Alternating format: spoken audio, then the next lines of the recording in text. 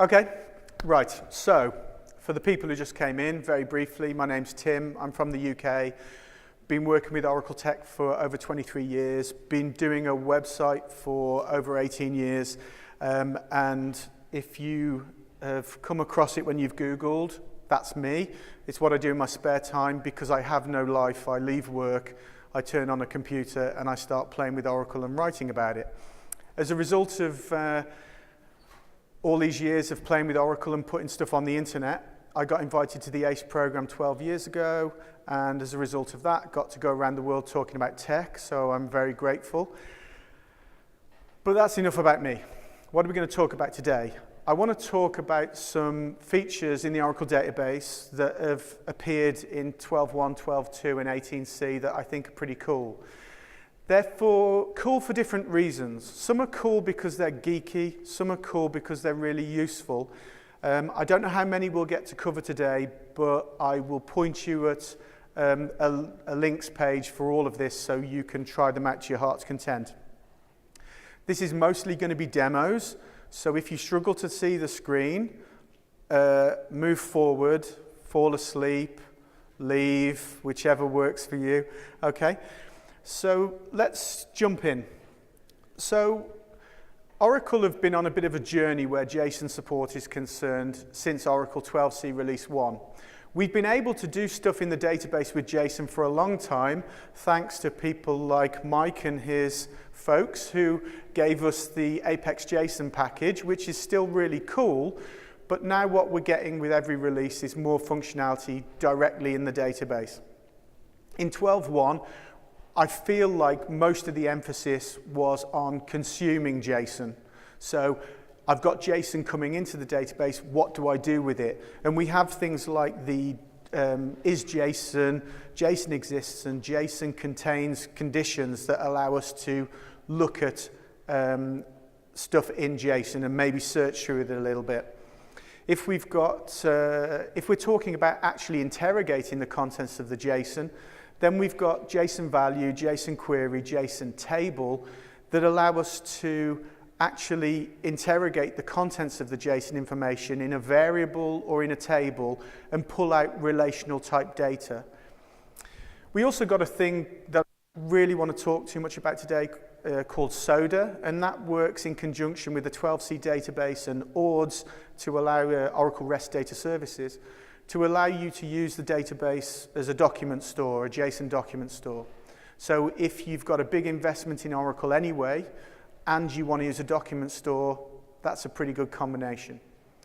In 12.2, we got something that in my head is more about producing JSON from the database. There's also some additional things for consumption of JSON. So we got SQL JSON. So has anyone used SQL XML to, yeah, okay, so to produce XML directly from a query? Well, we've kind of got that now, well, we have got that now from 12.2 onwards built into the database, and I'll show you an example of that. All of the stuff that appeared in 12.1 is natively supported in 12.2 in PL/SQL. We also got some new object types. So if we want now, we can use Apex JSON still, or we can use the native types in the database to either produce or parse JSON information. And we've got this really cool thing called the JSON Data Guide, which I want to start off with because I think it really epitomizes to me what we get out of Oracle that makes our life easy and allows me to do things without understanding a thing, okay, which is always good for me. So let's have a look at, oh, I suppose I should have shown you the slide first, even though all it tells me to do is run the demo. So JSON Data Guide. What I'm going to do is create a really basic table. It's just got an ID with a primary key and a CLOB in it. Oracle doesn't have a specific data type for JSON. I can use a varchar2, a CLOB, a blob, an enclob, whatever I want. The important thing in terms of some of the functionality is that I include this check constraint. It's not mandatory, but I think it's pretty sensible. So what I've got then is my JSON data is going to go in this column called data, and I've got a constraint that says check data column is JSON. So now I can only insert valid JSON into that, otherwise I get an error out of it. I'm going to insert some JSON into that. Single row at the moment, just using a sys GUID for the primary key, but that could be a sequence, or I could use an identity column for that. And I've got some JSON, and notice it's got some structure. It's not just key value pairs in the conventional sense, because I've got a JSON object to represent the address and a JSON object to represent the contact details. Notice this one has got a Twitter handle, but the next row I insert doesn't. That's gone off screen. The contact details doesn't happen to have a Twitter handle. It's not important, but we'll get onto that. Notice also the phone number, the element's present, but has no value. It's a null. So I gather some stats for the hell of it, and then I create this thing called a JSON search index. So just looks like a normal JSON, a normal index creation, but notice this for JSON. We could create JSON search indexes in 12.1, but it had a bit of a funky syntax and it didn't have this extra bit of functionality in it. But in 12.2, the syntax is simplified, and by doing this, by default, we get something called a JSON data guide. I can actually look at what this data guide contains by using, well, there's a couple of methods. In this case, I'm going to use DBMS JSON package get index data guide, specify the table name, the column, and the format of how I want this to look. And what I can see is that what Oracle's done by creating that JSON search index is it's gathered a bunch of information about the contents of that column. So I can see that it's gone and looked at what elements are stored in that column and the structures of it, the size of the elements, things like that. Okay, now if I gather stats again, I actually get some more information added to that because it can put statistical information. So I just check the data guide again, and we can see that it's got more information in now, including high and low values and also frequency. So I can see, as I expected, only 50% of the rows stored in this have got a Twitter handle.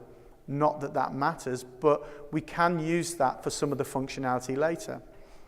So what Oracle's gone and done is looked at the contents of the JSON documents stored in that column because it's got a JSON search index, and it's given me back some information. I can also look at that information in a different way that's probably a bit easier to read. In 12.2, I can use JSON table to project some column values over the JSON data and actually pull out the path, the type, and the length of that data. And I can see that Oracle has noticed these elements are in the data, and these are the types and the lengths of it. If I'm on 18C, I have an even easier way of doing this because there's a new view called User JSON Data Guide Fields. And once again, just by creating that JSON search index, without me understanding what JSON even is, I've got information about what's in there. So that's great. I've got all that. So what? Who cares? Well, this is where it gets kind of good, in my opinion. I've got this table called JSON documents with that JSON data in it.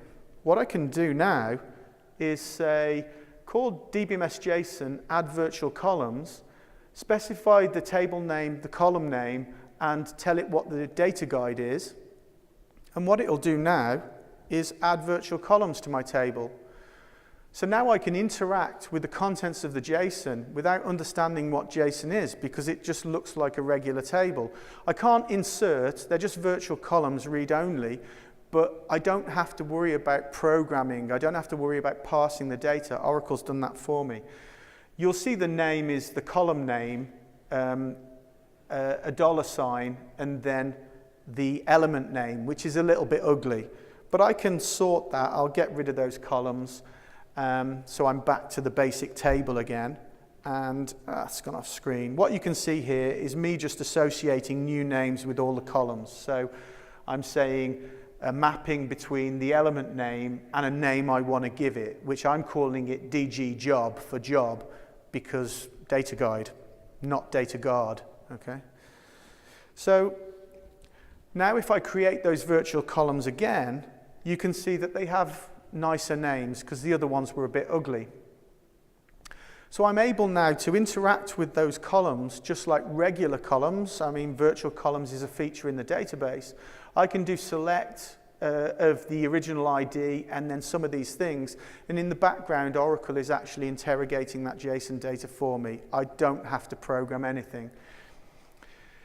You might be saying to yourself, I don't really want to start tampering with my table structure. That's kind of going to confuse people. Well, that's all good. We can get rid of those. I'm going to change the names to something even simpler. So now, rather than DG underscore, I've just got the word that represents the element. So job, active, city, address line 1, that sort of stuff. And what I can do, if I can get, yes. What I can do is say dbmsjob.createView, pass in a view name that I want, the table name, the column, the data guide, and what Oracle will do is create a view of the primary key column or columns, and then all of those elements that's in the data.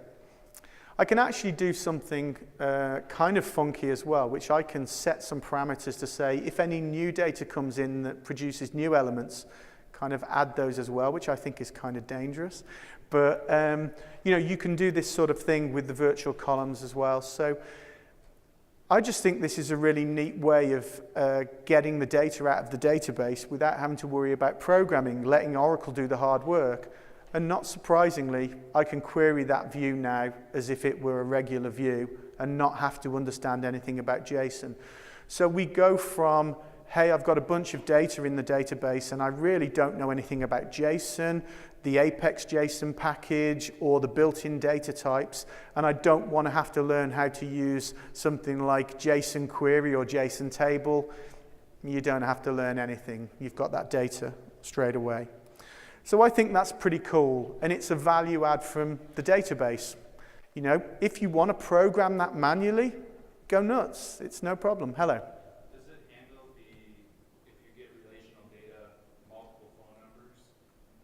Yeah, so, yeah, that's fine. That all just flattens it out. Sure. So that was JSON Data Guide, which I think is a really neat feature. I just want to briefly touch on the SQL JSON functionality that appeared in 12.2. So this is about producing JSON directly from a query.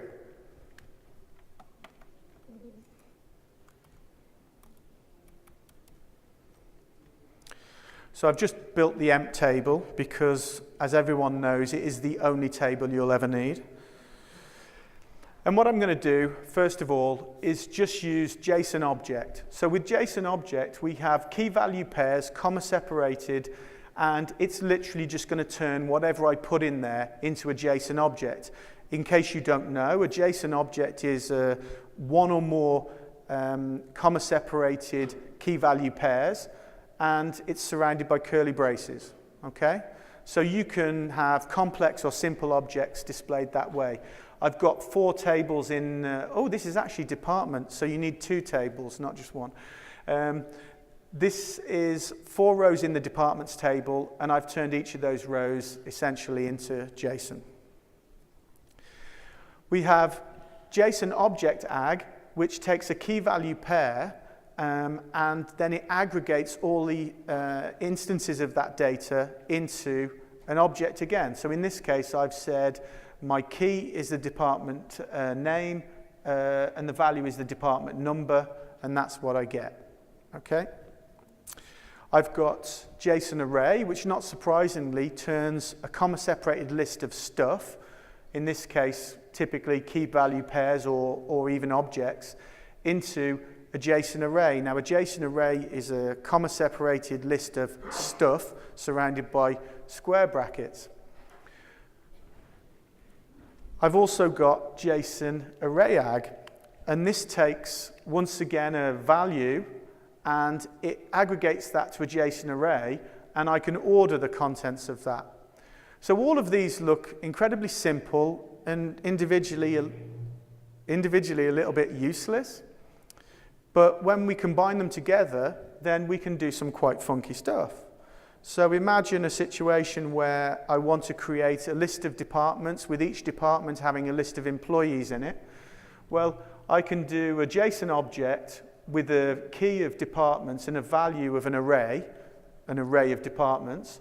So that's an object called department with a value of this object made up of department name, department number, and employees. But the value of employees is JSON array ag, which in turn is aggregating a JSON object made up of the employees. So in one statement, I've got that nested structure being produced. And it's going to look like that, which is a bit ugly because, of course, we minify it to make sure it doesn't waste lots of space. But if I were to beautify that, you would see a list kind of like this, which is a list of departments with their employees under it, all coming from a single SQL statement. I'm totally happy with you doing that programmatically, but I don't have to.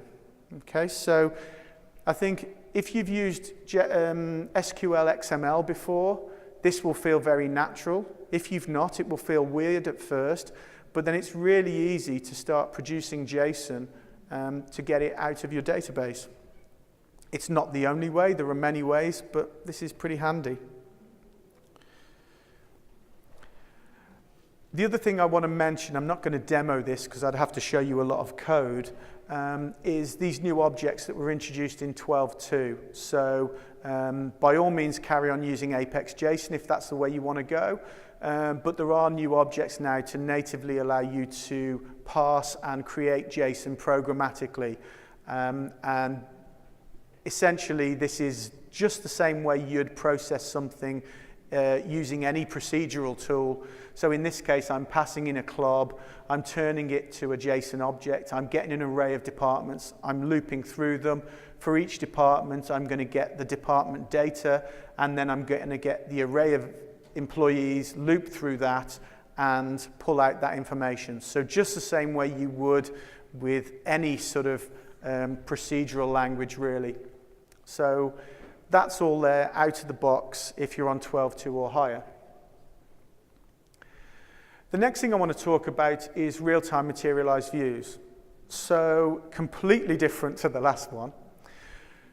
We often use materialized views to try and summarize information. Maybe you've got a dashboard in your application that you want to frequently update, and you've got some queries that do lots and lots of aggregation, and it's kind of painful to run those repeatedly to populate many people's dashboards. So you do all the work once in a materialized view or a group of materialized views, and that's all good. But the problem is the data is constantly changing and the materialized views are becoming stale. And then you either have to accept the fact that you're using stale data or refresh like crazy, hoping that the dashboards stay current. Or even worse, go back to the base tables to get the up-to-date data. Well, real-time materialized views go a long way to solving that problem for you. So let's have a look at a demo. And now this demo, I'm going to have to shoot through some sections a bit quick, otherwise the information drops off and I can't give you the execution plans. So bear with me. I will try and jump back. Oops. So I'm creating a table called order lines. It's not really important what's in it, but notice it's got an ID, order ID, line quantity, total value, and I'm going to populate that with 100,000 rows of random data. So I'm just using dbms random to put anything in there. So I don't know what's in there other than it's 100,000 rows. Gathered some stats. I will create a materialized view log. So I dropped it, but it wasn't there. Create a materialized view log on that table so that I can do a fast refresh of a materialized view. And then I'm going to create a materialized view. To all intents and purposes, this is just like any other materialized view. Notice I'm doing some aggregation, some sums of the line quantity, total value, and account. So adding a little of extra work to it. But look at that line there, enable on query computation. So this tells Oracle something. I want it to potentially do something for me. and we'll see what that is in a moment. So if I query the base table, so notice I'm not querying a materialized view, I'm querying the base table, I get 107 rows out for order ID 1. If I look at the execution plan, what I can see is I've actually accessed the materialized view, not the base table. This is normal in Oracle for quite some time. If Oracle Optimizer can see that there's a better way of getting that data than running it against the base tables, it's going to do that. And at this point, this is totally safe to do this because the materialized view has all of that information in a much more concise form than going and doing the work from the base table. So happy days, I've just saved myself a whole bunch of work by being rewritten to the materialized view, even though I've accessed the base table. So now, oh dear, I've got another row added into order ID 1. So now what I can see is the materialized view is stale. I've got staleness of needs compile. That's the onQuery computation flag. So remember, when I ran that query against the base table before, I got 107 rows.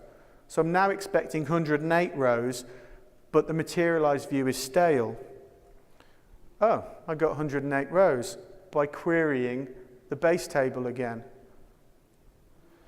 If I have a look at the execution plan, am I using the raw data or am I using the materialized view?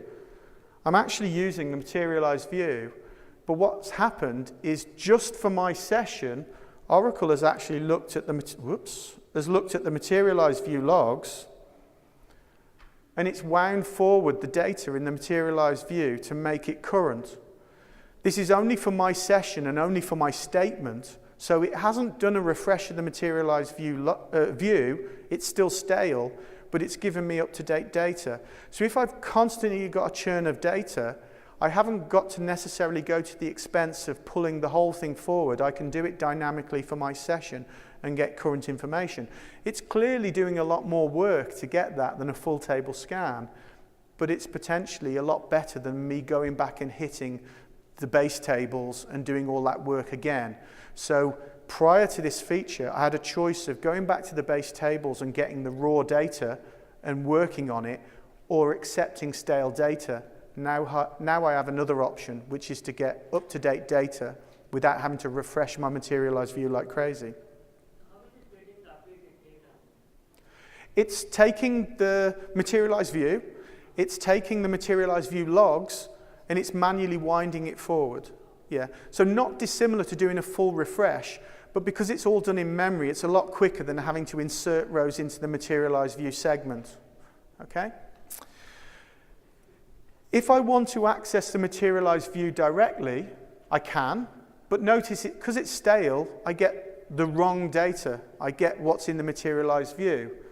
But what I can do is I can tell Oracle that actually I'd like it to wind this forward, and I can add a hint in there, which is, oh, sorry, I should have said, that's the execution plan for hitting the materialized view directly. Notice just a full table scan, and it gave me the stale information. But what I can do is say, fresh MV hint, and what it will do is, even though I'm now accessing the materialized view directly, it will still wind it forward, and we'll get that rather ugly execution plan again, where it's hitting the materialized view segment and winding it forward with the materialized view logs.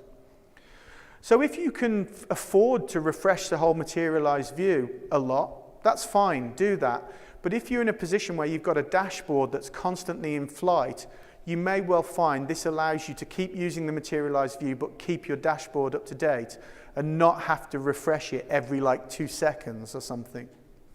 So I kind of feel that's a pretty cool feature because it's something that I've had to do the horrible way plenty of times in my career. Okay, the next feature I think is pretty cool, and this has been around for quite some time, is top-end queries. So if you were to look at my website, I've got a bunch of stuff where I talk about top-end queries. But in 12.1, we got a much neater solution for this. Oops.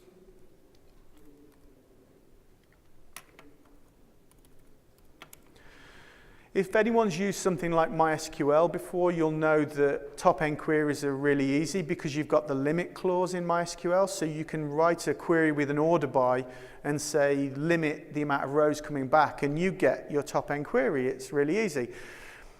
It wasn't that hard in Oracle, but it was a little bit painful before, so I've created a table. I'm using a multi-table insert to populate it.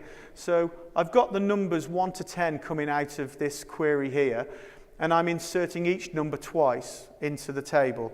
So what I end up with is 20 rows, 2 of each number in there. That's going to be my data I'm going to use for my example. So the old way we would do this is maybe this. So select my value from the table, order by the value descending, so I'm going biggest to smallest, and have that in an inline view or maybe in a with clause, and then select from that and limit my rows with row num. So I've ordered the set and limited the rows, and whoops, and I get the value out. What we can do from 12.1 onwards is to do my ordered query in a normal way and just do fetch first 5 rows only. We also have some variations on that, like say fetch first 20% of rows only. Okay? So a much nicer solution, much neater than having nested queries. We also have another option, which is to say, hey, fetch the first 5 rows with ties. Because if you remember, we had 2 of each number. So number 5 was actually the 5th position in the descending list was actually number 8, and there were 2 of those. So I can pull back with ties if I want. I've already mentioned give me the first 20% of rows. We can also page through data. So back in the day, what we had to do to achieve this was have my ordered select, pull back all the rows from the start up until the end of the last page I want to display, and then throw away all of the rows that were there until the start of the last page I want to display. So I've got this, I've thrown away that, and then I've thrown away that to get to my page. It works, it's fine, it's just kind of ugly.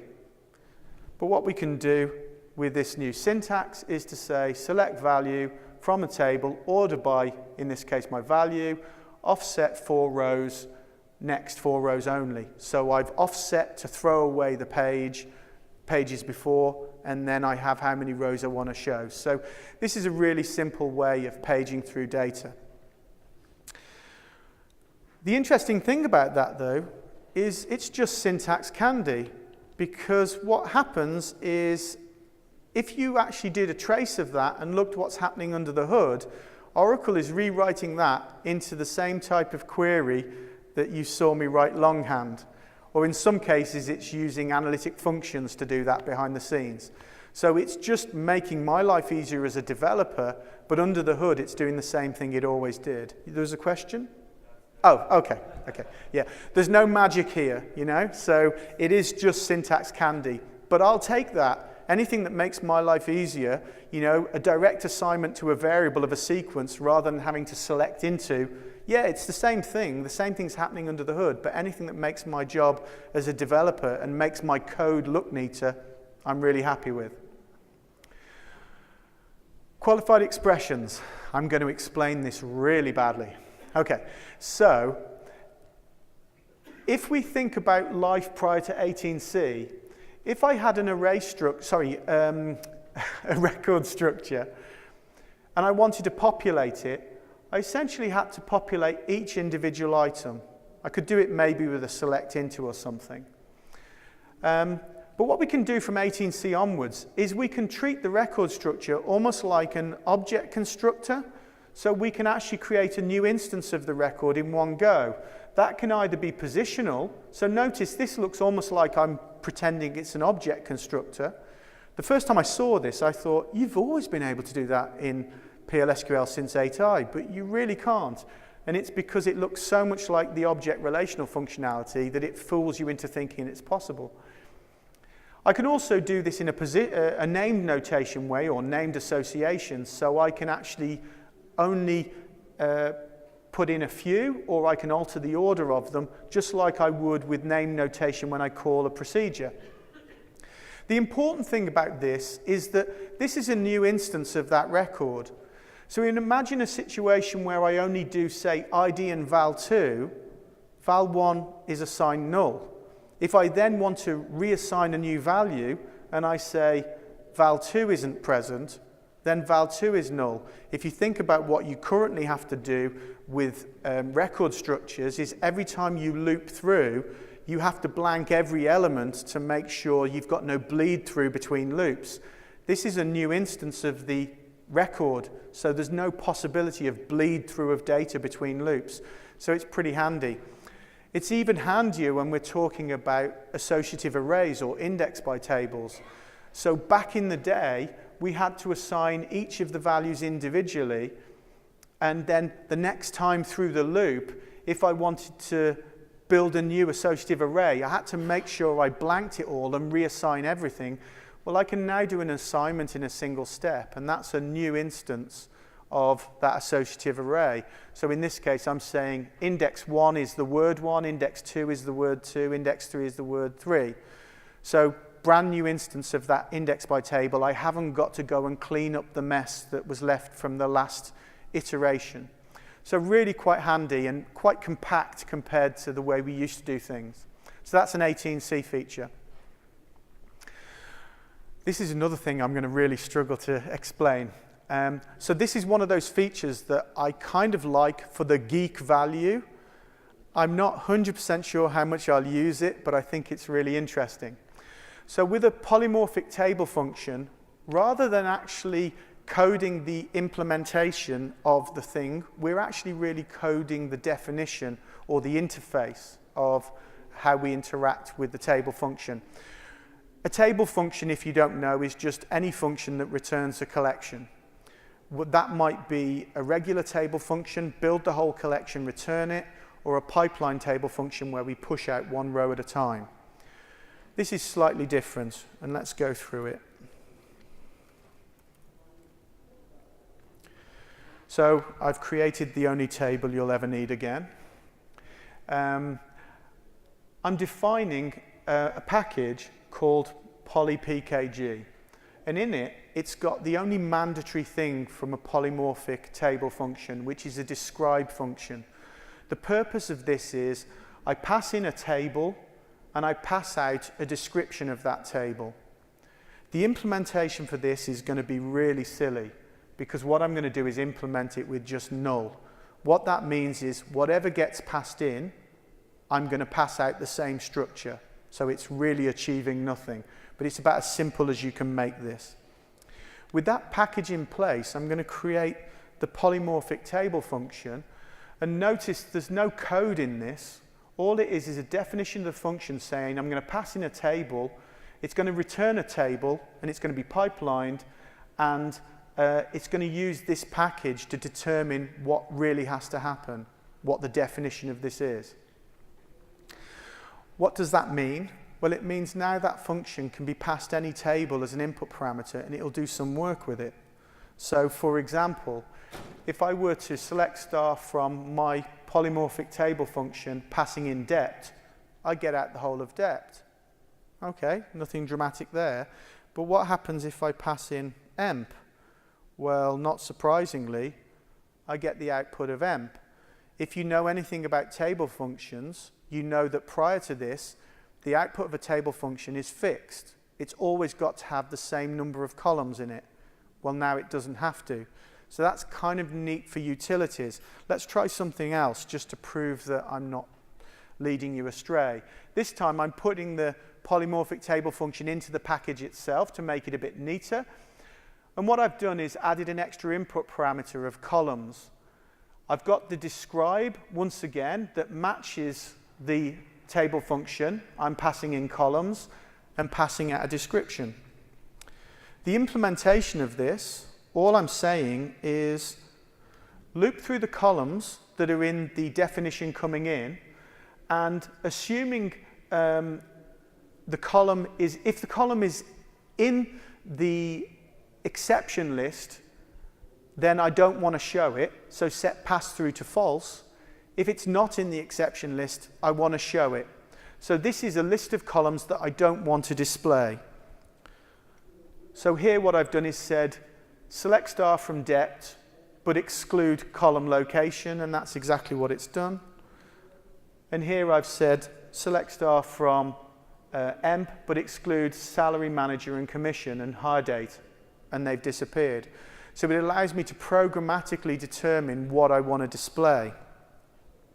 One last example, really quickly, is adding a new column onto the output. So I've got my input table again to the polymorphic table function and a describe, and I've got this optional procedure called fetch rows. What I'm going to do now is add a new column to my description. So first of all, I have to do this little thing, which is to set this for read set to true for any column, because I need to interrogate that in the fetch rows optional procedure. But I'm adding a new column to the results set saying, hey, add this thing called JSON doc. So all I'm doing is faking some metadata to say this is going to be there. In the fetch rows, I get the results set, I loop through, and I turn each row into a JSON document in its entirety, and then associate that with this new column. So I've programmatically added and populated a new column. And now what I can do is select department number in this fictitious column JSON document, and I have a new column in the table as far as I'm concerned. I can do the same with EMP, and that one procedure is now capable of doing that for any table I pass in. So I'm not 100% sure how often I'll use it. I think if you're writing utilities or you're writing a tool, maybe something like Apex, it would be super handy. So kind of interesting. I had the godfather of Apex nod when I said that, so I must be right. Another thing we got in the lifespan of 12C release 1, we got the ability to do approximate processing for count distinct. In 12.2, we got some functionality that allows us to tell the database to start doing approximate processing for us. So we can set some parameters where the database goes, oh, okay, they're happy with maybe slightly off results. We'll do a bit less work to get the results out. And then in 18C, we were able to do top-end queries using approximate processing.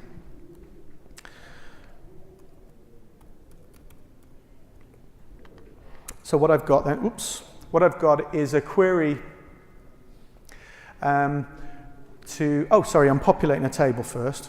You don't care about that, with some random data. And then what I'm doing is just requesting some data from that, and I've got just to show you what the data format is like, so a count and a sum, and we can see that essentially what I've got is for each department, I've got 5 different record types, from 1 to 5, and approximately equal numbers of rows and some value in those. It's random data, so it's not perfect. What I'm going to do is, first of all, check the approx for aggregation setting in my session, and you can see it's set to false. So at the moment, if I do something like, say, a count distinct, it's going to do a count distinct. So I've done a count distinct, I've got a value, I look at the execution plan, and I can see I've done a full table scan, a hash group by, and a sort aggregate, and that's how it's got the data. That's just normal. What I can do now, though, is I can set approx for aggregation equal to true, and without altering any of the code in my package, it's set these extra parameters. Now if I run that query again, I happen, because it's simple, to get the same value, but notice now it's done a full table scan and an approximate aggregation. So, rock and roll. So, sorry, my...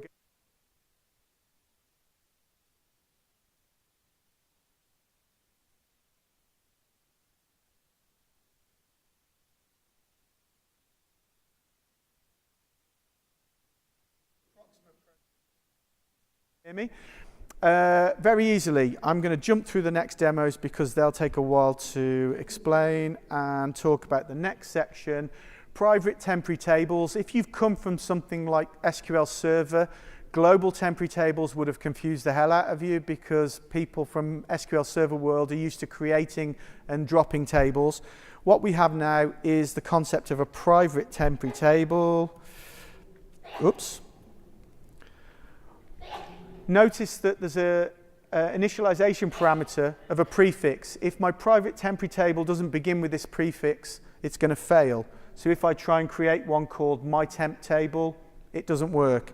If I call it by default $PTT, my temp table, it creates it. Notice I've got here on commit drop definition.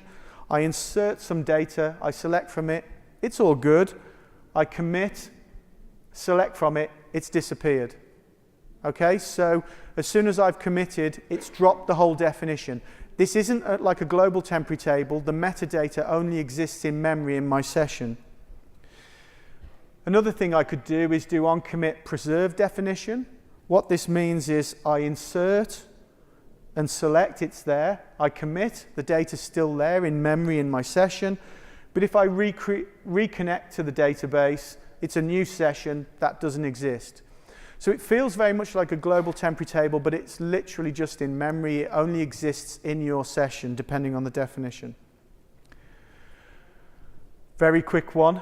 DBMS lock sleep, very useful when you want to pause execution. The bummer was DBMS lock contained lots of super important stuff like, hey, do you want to lock a table? And you don't really want to give people that stuff. So in 18C, what's happened is that it's still there, but it's also in DBMS session. So every person gets access to do a sleep without having to have any extra privilege, which is really handy. External tables, I guess I've got a minute. I'll show you the demo, race through. So I'm going to create some directory objects, create an external table that accesses 4 different files, query from that, and I see that there's 2,000 rows that are from Great Britain and 2,000 from Ireland. What I can do in 12C Release 2 is I can actually alter the contents, the parameter settings of the the external table on the fly. So here I'm saying just give me the location in the SQL statement of 2 of the files and I get different results. And in 18C it gets even wackier because I can actually incorporate the whole of a materialized view definition into a select statement. So even if I don't have privilege to create a table, I can still access the data through a directory object in flat files by incorporating into a select statement. This is both super geeky and super dangerous if you've accidentally granted people access to directories. And of course I can change the definition to say, hey, just pull it from those 2 files in the select statement and it works, it's all good. So I've kind of got to finish now, so let's see what I had. Oh, darn it. Case-insensitive queries. We can actually access data in the database using collation for the first time. If you're used to MySQL, you know we've been able to do that for a long time. But now what we can do is we can set collation at either at query time only in the query itself, or at column level or table level or schema level, and say we want to use a specific collation. That can make it accent insensitive or case insensitive as well. So pretty handy feature to have and makes us more in line with some other engines. So this is really the tip of the iceberg. I've picked a few things I think are kind of cool. I would suggest you start trying to get up on this because Oracle costs a lot of money, and if you're just using it as a bucket to hold rows, that's a bit sad. There's loads of functionality in there, and more importantly, it can do a lot of the work for you so you don't have to write code to do it, and I'm all for that. So I have that website, oraclebase.com, that I mentioned. If you're interested in getting the information that I've talked about today, there is a very simple page, oraclebase.com/workshops. You'll see here PDF slides, an article. I try to have an article for every talk I do, but of course this is just a list of demos, so there isn't really an article that covers just this. So I put a page on the website that is all of the things I've talked about today with link throughs to articles that actually explain all of this. So if you're interested, go to that oraclebase.com/workshops, click through to this, and there's articles on all of this stuff and also how they vary in different versions. So go nuts, learn lots, be a superstar, and do very little work to achieve it. If you've got any questions, I'll wait outside because someone wants to come to the front and start their talk. Thank you very much. See you soon.